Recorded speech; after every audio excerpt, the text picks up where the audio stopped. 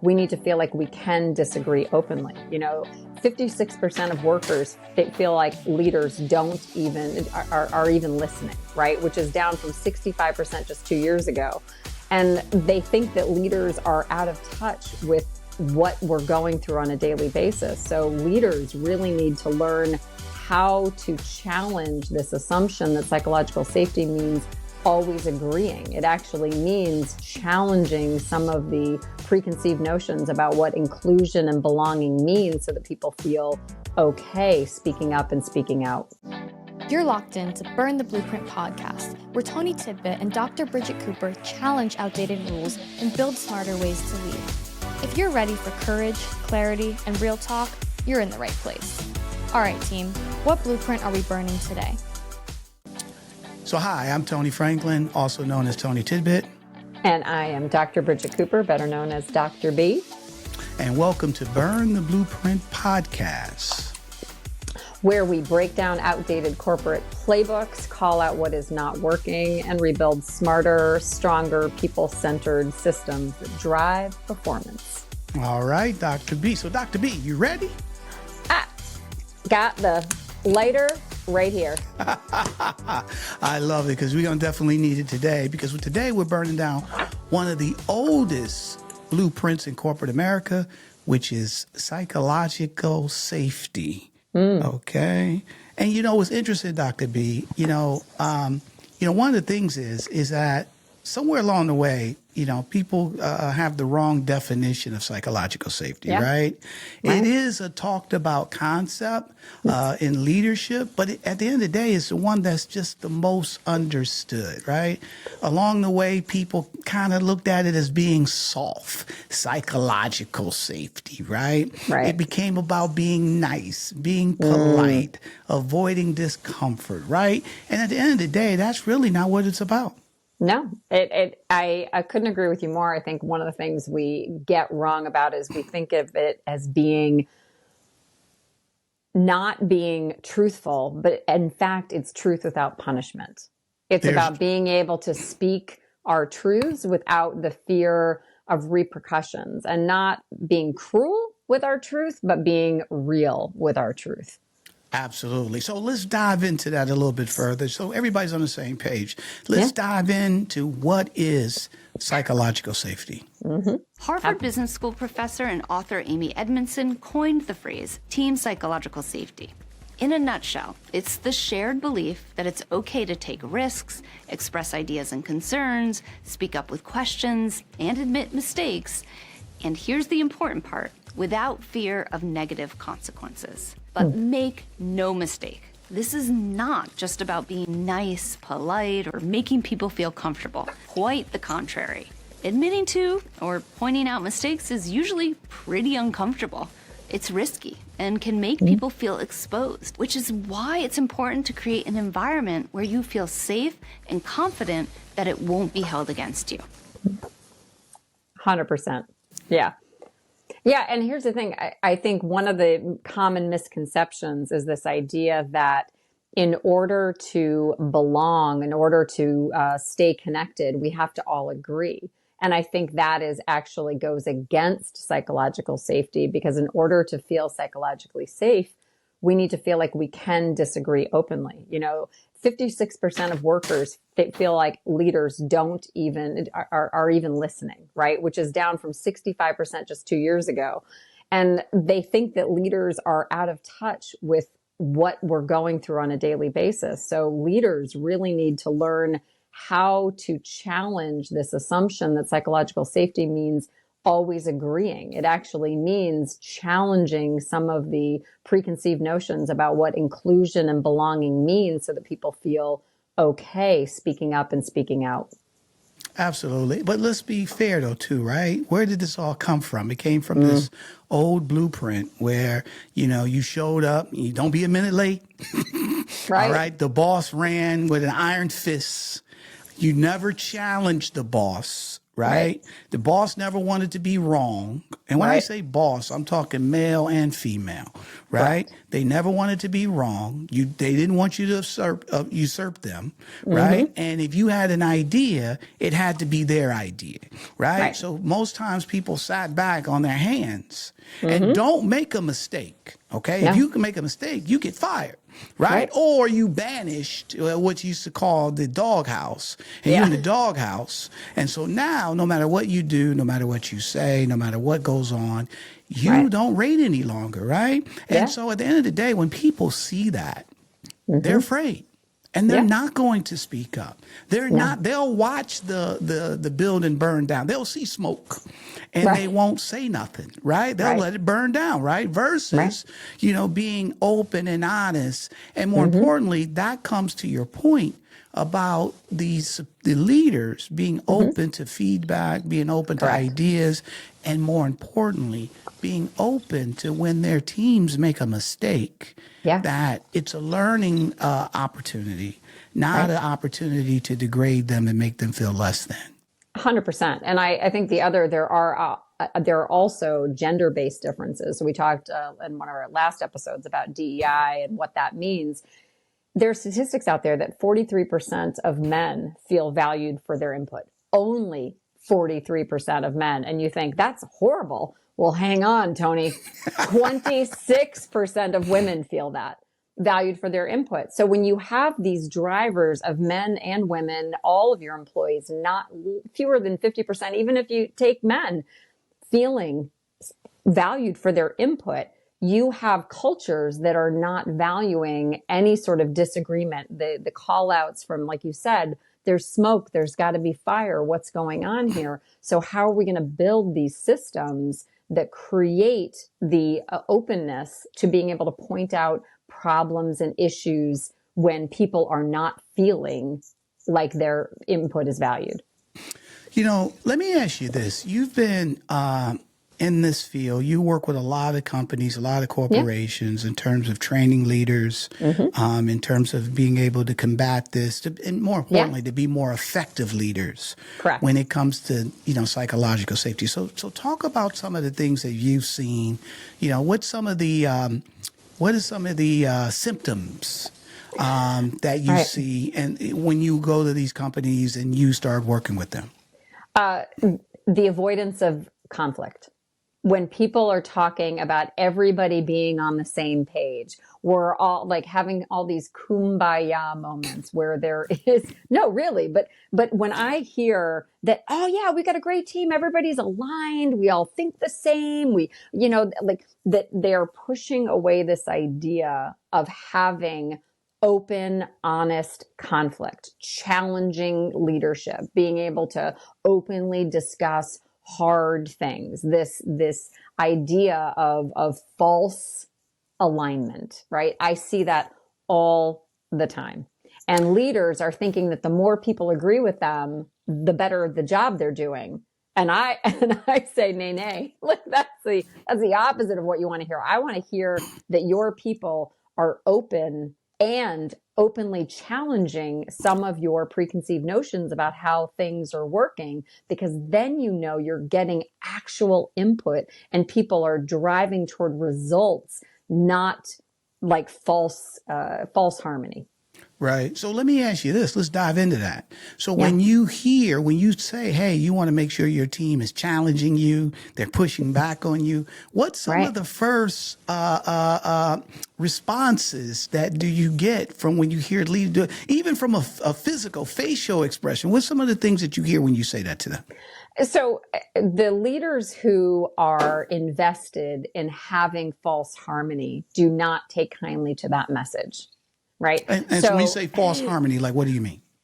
This idea that people are agreeing with them in order to keep the team together, that agreement is the value that is being rewarded, not results. Right. So it's being seen as, if they agree with me, then that must mean that things are going well. Got it. And if they don't agree with me, then that must be a problem. right? That there's discontent on a team. It's their problem. It's not the leader's problem. He's thinking it's their problem when they disagree. Correct. And to the point where I've had some leadership teams where if there is disagreement on the leadership team, the leader will go back to those leaders behind closed doors and say, what was that?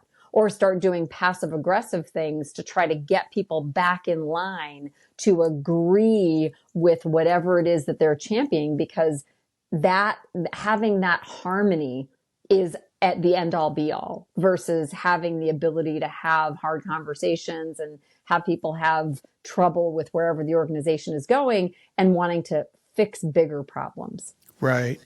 Now, there has to be a balance, though, right? Because you want to have, I don't want to say tension, but you want to have people to be open, and you want them to be able to speak their mind and say, hey, I think we should go left versus right. Or, hey, so you want that versus chaos, right? Correct. So how do you balance? Because I would imagine that would be an issue.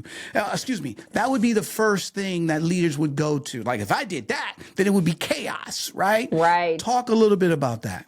It's kind of like, I think about organizations as family systems. So in a democratic kind of family system, you're going to take input from all of the members. But at the end of the day, whoever the team, the boss or the bosses that are going to make the decision have to articulate why they came to the decision that they came to, having taken the input from the membership, but then holding to the decision that they made, right? So it's about not avoiding that accountability as the leadership, that at the end of the day, you've got to make a decision, and you're going to have some people who are going to feel like, oh, that's not the decision I would have made. But the ability to articulate that they took into account other people's opinions and then moved in the direction that they wanted to. That's what good leadership looks like. That's what makes people feel like, oh, you heard me. You just agreed with me at the end of the day because these are the priorities you made that on, or this is the vision that you see. And you're taking accountability for knowing that we don't all agree with you, but you're at least, you included my contribution in that analysis. Right. And I would imagine that even in that situation, right? Because let's be fair here. We're burning a blueprint. So you could have leaders say, yeah, I heard you. But at the end of the day, so their minds is already closed. But so they're just saying, hey, I listened. But at the end of the day, they're going to do what they want to do anyway. So talk a little bit about that. That is the number one driver, Tony, for false harmony, is this leader who says they're looking for input. But you can tell by their verbiage and their, that this false harmony piece of, so I think we should go this way. What do you guys think? That's not looking for input. That's looking for agreement, right? That's looking to continue that model of false harmony. I'm thinking about this, and I think there are some problems with this either direction. Let's hash this out. Where's everybody landing on this? Then there's a sense that there isn't this drive toward false harmony. There's a drive toward really solving problems and including voices that matter. Why do you have all this, a leadership team, if you aren't going to listen to the team? Right. If you've got all the great ideas and everything and you're right all the time, then why do you have a leadership team? Just have a one-person show. So that's what we have to challenge, that some leaders have been, wherever this idea came from, whether it was their upbringing or their mentorship along the way, that being right and having all the answers is what makes them valuable. When in fact, it's about seeking input from people who are closest to the problem.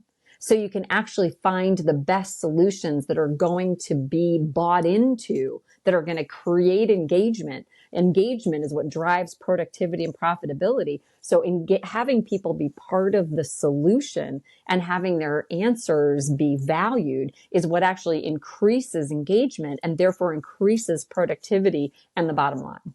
Absolutely. I would imagine one of the toughest things, though, because like you said, 9 times out of 10, people are like, Not on my team. My team is great, right? My team, Right. that's the other teams that, people don't feel fulfilled or they don't feel included, but not on my team. So let's take a look at, what you can do to engage to see if your team is struggling when it comes to psychological safety. How do I know if my team has it? Edmondson developed this straightforward 7-item questionnaire to assess the degree to which your team members feel psychologically safe. It includes 7 questions that team members rate on a scale of 1 to 5. 1. If I make a mistake on this team, it is not held against me. 2. Members of my team are able to bring up problems and tough issues. 3. People on my team sometimes accept others for being different. 4. It is safe to take a risk on this team. 5. It isn't difficult to ask other members of this team for help. 6. No one on this team would deliberately act in a way that undermines my efforts. 7.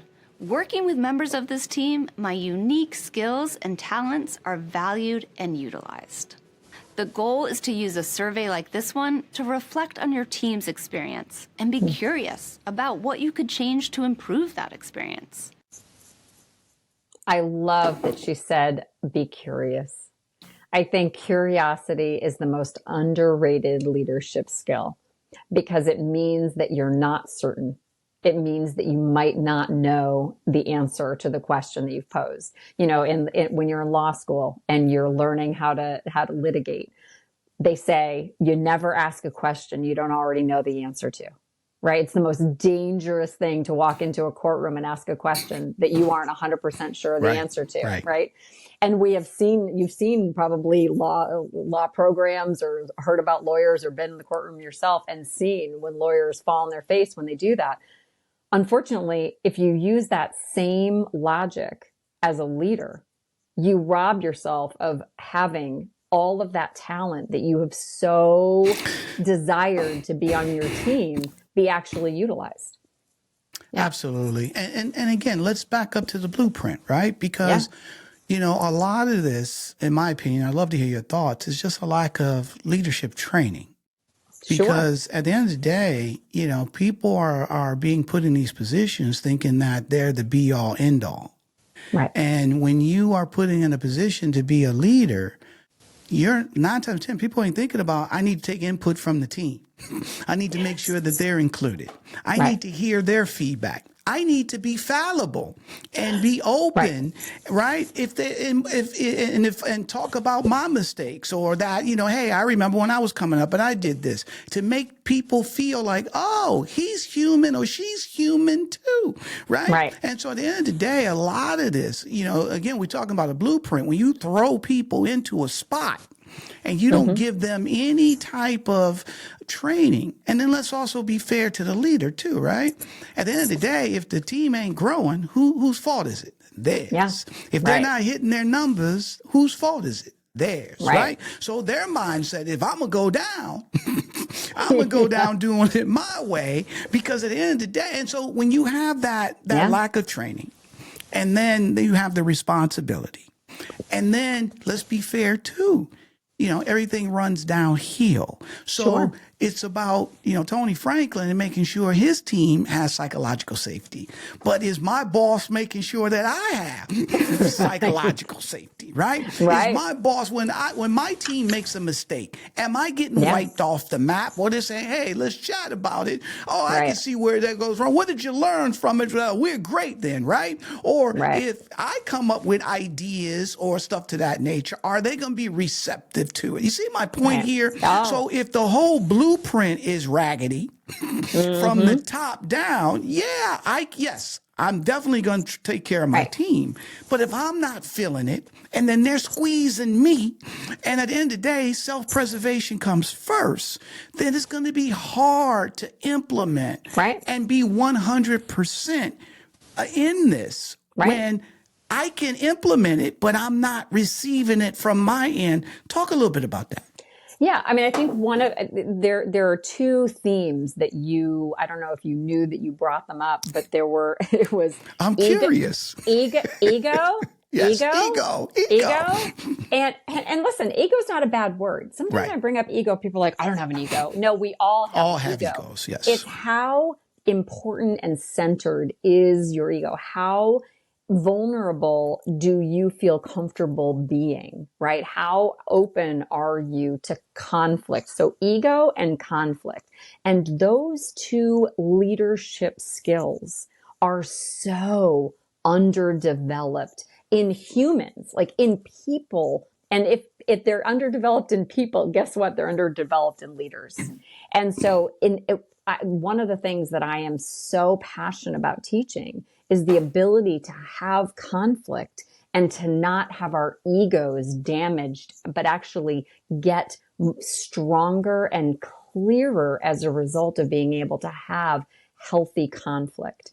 And if I could say over and over again, the one thing that's missing in so many of the leaders and leadership teams that I meet up with is that ability to have healthy conflict that doesn't damage egos and then result in retaliation, in disengagement, and all of these themes that drive down profitability, that drive down engagement, drive down trust, all of those things that we need in order to have healthy leadership and successful organizations. Because at the end of the day, like you said, at the end of the day, it's about results. But if you know that engagement, high engagement drives results, then you're needing to look at how am I getting people to feel engaged? Well, if you don't have them feel like their input is valued, they're not going to feel engaged. Global engagement. Yeah, global engagement is at 21%. 21%. That's insane. Right? Like the 2 out of 10. of, yeah, right. And so do you know what that costs companies globally? $438 billion a year is the estimate in lost productivity because of a lack of engagement. So if you want to drive engagement, you have to drive psychological safety. If you want to drive psychological safety, you have to drive the ability for people to feel like they are competent problem solvers and conflict confronters, right? To be able to have conflict and then still go on day to day in those relationships that they've built at work. Absolutely. You mind if I tell you a quick little story regarding that? I love stories. So, one of the things is, and we talked about it, you talked about engagement, you talked about the amount of revenue that's lost because of lack of engagement, right? Right. And then we talked about how everything runs downhill, okay? Mm-hmm. And so if the leaders at the top are not providing psychological safety, then middle management won't provide it as well. So I had a situation when I worked at this company, and I was new. They hired me to build out a sales team.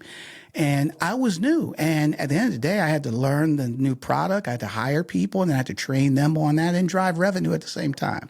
Yeah. And so I remember the CEO hired me and we were working on a deal together. And to be fair, I was afraid, right? Because he hired me, right? I don't want to mess this up. This is my, I want to show him that blah, blah, blah, this and that. So I had this situation and I ran to him. I remember him coming over to my desk and I was saying, hey, Mike, I got the situation, blah, blah, blah. And I was looking for, so here's the thing. I was nervous about giving my thoughts on it. Okay. And I remember I said, so what do you think? And I never forgot this. He looked at me and said, so Tony, what are you thinking? And I looked at him and I was like, it was like, Eureka! I'm free, right? And I was like, oh, and then I started saying, well, I'm thinking this. He said, sounds good to me. Let's do it. Right. Okay. Right. And then so at the end of the day, let's fast forward with that, right? So he set me free. Mm-hmm. And then so at the end of the day, I'm training my team and then they were running over to me all the time. Tony, what I should do this. Tony, what I should do this. Tony. And then I'm sitting here thinking like, this is not scalable. I can't have, 8, 10 people running to me all the time. So what did I do? I said, what do you think? Right. All right. And then they were like, I think this and that. Now we have a whole team of individuals who have approval to think for themselves and not be afraid to make mistakes because it's a team. And that company, and that was the mantra throughout that entire company. And that company grew. Not only that, those individuals became leaders. In that organization.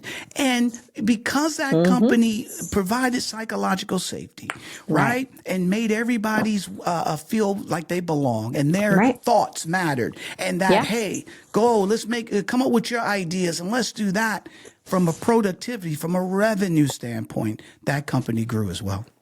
Yeah. And it's because what you're doing is you're giving people self-determination.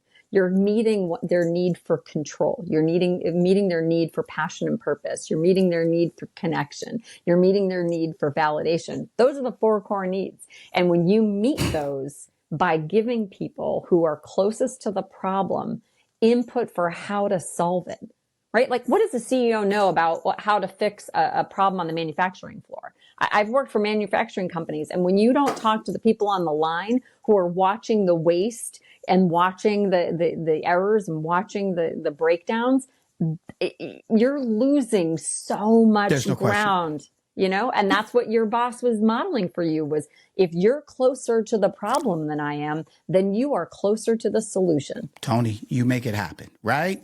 And then if something goes wrong, what do we learn from it? Because if it didn't work out well, we're not going to wipe you off the map.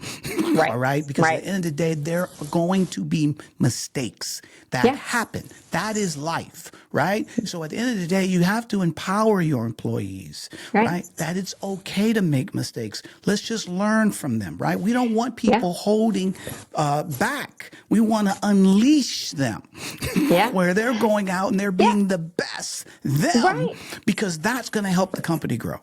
Right. And what you said about this idea, and I saw this quote, and I think some of our notes you were talking for this show, is that the biggest danger is not conflict, it's silence. It's not the mistakes that are made, it's the mistakes that are covered up. I mean, you and I both know, whether we were teenagers or younger than that, when we were trying to get one over on our parents or a teacher or whatever, the amount of effort and energy that it took to cover up our mistakes. That's right. Is like exhausting. It's you're always looking mentally over your shoulder, draining. You're trying to figure it out. Did they find out? Did they catch me?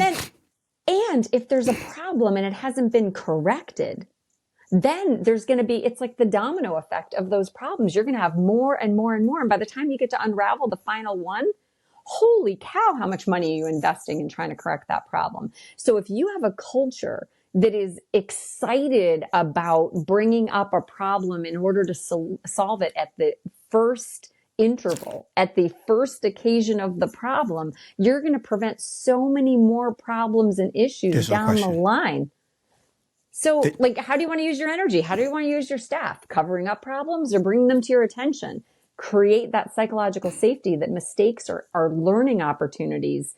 And it's not about being careless. It's about taking enough risk and holding enough accountability that you want to correct a problem when it's in motion versus when it's already, solved and shipped.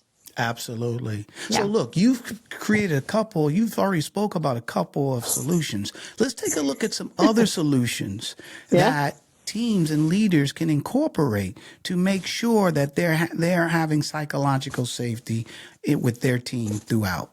There are good management practices that will go a long way in helping to create a more psychologically safe climate. First, establish clear norms and expectations. Predictability is key to psychological safety.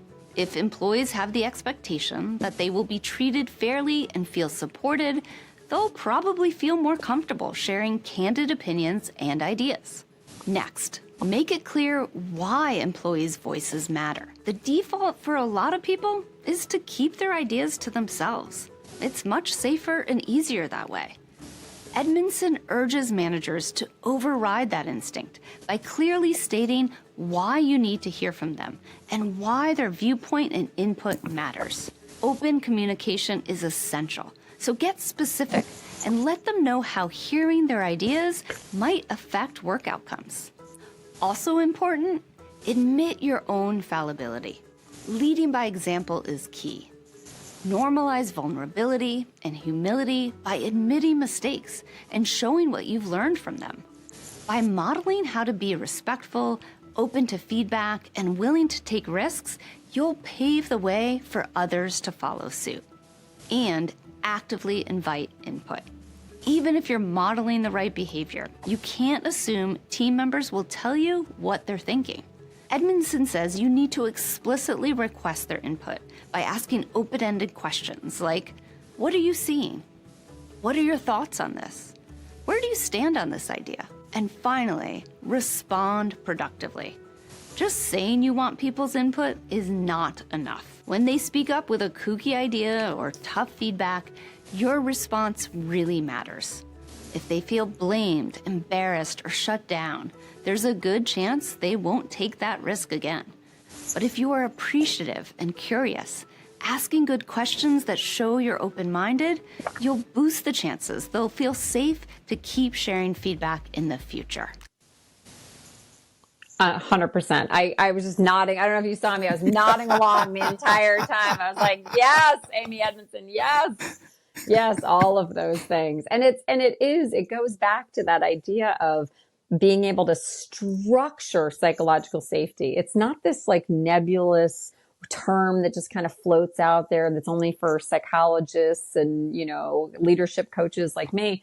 It's really about structure, about having a process in place that encourages and gives feedback loops for this kind of response system, right? That rewards people finding problems and not just the bottom line outcome at the end of the day. Because if everybody's driving toward what can I do at the end of the day, they're going to miss a whole lot of things between, lunch and snack time, right? Like there's so much happening in that middle ground. So I think it's really important to see that there's a structure behind psychological safety around culture building. There's no question, right? But here's the thing, though. One of the things that I love that she walked through, number one, was what? Make sure you set the expectations up front, right? Let your team know that, hey, this is how we're going to roll. Right. All right. And that's not good. That's not enough. Right. But at the end of the day, you have to at least start with that. Right. Because some people are going to look at you like, for real? Is he really going to do this? Right. That's where the other things come in. Right. But number one, setting clear expectations that everybody's ideas matter. I want to hear from everyone. We're a team. We're going. I don't want people to be robots. I want people to be active and engaged. And I want you, don't wait for me to make a decision on things, right? Let's make it happen. Use your data, use your gut. Let's put it together. And then if it doesn't work out, we're going to learn from it, right? But if you set those things up front, and then as she talked about, right, is that at the end of the day, incorporate. Don't wait for them, because some people are not going to speak up, okay? But engage them. Hey, Dr. B, what do you think? What are you seeing? What's your thoughts about this? Let's pick this apart. All right? And the more that you start talking in that, and then what's the other thing? Become fallible. Hey, trust me, guys, when I was this, let me tell you a million times, I made a million mistakes in this, right? And but guess what? This is what I learned, blah, blah, blah, blah, blah. So understanding and incorporating those 5 things is very, very important. But number one is setting expectations up front in terms of how this team will engage. Everybody matters. No mistakes. I want to hear all voices. That is the key to start really driving this down the hill. Yeah, and to use a comparison with one of my favorite shows of all time, Ted Lasso, is, one of the things that people underestimate are those short phrases and mantras and repeated things that we say that drill into someone's brain to remind them when they're unsure about what to do, when they're unsure if they should speak up or not speak up, they're going to remember the thing. So like when I was leading a team, I said safety first, fun is a close second, because safety was everything, but we wanted to make sure we were also still having fun in the things that we were doing. I was running a summer camp. When Ted Lasso says, be a goldfish, everybody knows what that means, which is leave the mistake on the field, leave the mistake at the last play. You can't carry that with you.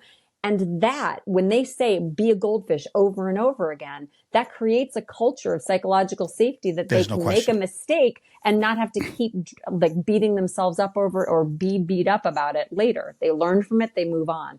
And so if you can find as a leader some of those catchphrases, and I have my clients working on this all the time of like coming up with 3, 5, 10 catchphrases that they say all the time to their staff that guide that level of structure and psychological safety. Like you said, setting that scene, creating that kind of mission, it allows them to do that short, quick referral when there's a moment where they're like, I don't know if I should go left or right. I don't know if I should go up or down. I don't know, should I make the phone call or not make the phone call? They're going to remember one of those catchphrases that's going to guide their behavior to be in line with the culture you're trying to create. There's no question. You know, Dr. B, you think about it. We've been doing this now. I think it was our third session, and I mean, we're burning down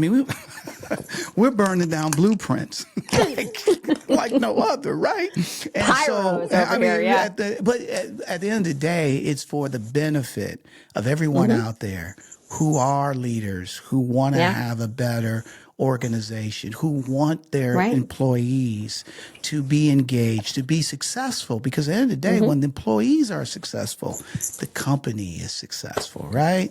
And 100%. So as just we want to put a closing on this. Number one, psychological safety is not weak. It's not soft. Okay. It's the way in terms of ensuring that you have a very productive team. I'm sorry, I'm having a hard time saying that. A productive team, and then more importantly, that they feel like they belong, which is going to unleash them in terms of getting the person that you ended up hiring in the first place. Yeah. Absolutely. Engaged people are 23% more productive. Don't you want them engaged? If you want them engaged, you got to be listening for their input. Easy as that. Easy as that. Absolutely. So, Dr. B, I think that's a wrap for today's burn. I mean, we did break down an outdated blueprint and we showed exactly what needs to change in today's workplace. Absolutely. So look, we want to hear from you. If this sparked something with you, share it to anyone else that you think could listen or could take advantage of this show or what we talked about today. But more importantly, we want to hear your thoughts. What do you think? What is your feedback? Talk a little bit about some of the solutions that we came up with. Is there some other things that you do? Dr. B talked about, having those phrases that can remind people that this is a safe space or their voices matter or whatever the case may be, right? So make sure that you engage with us. Let us know your thoughts because we definitely want to hear from you. Absolutely. And join the movement. Tell us the next blueprint you want us to burn. That's right, because this is Burn the Blueprint Podcast, where old systems get tossed and new ideas get built. Absolutely. All right, my girl, we're at the end now, so go ahead, burn it. There we go. Woo, I love it. She lit the match. All right. Safety first. Safety first. Yeah. We'll see you next time. Take care.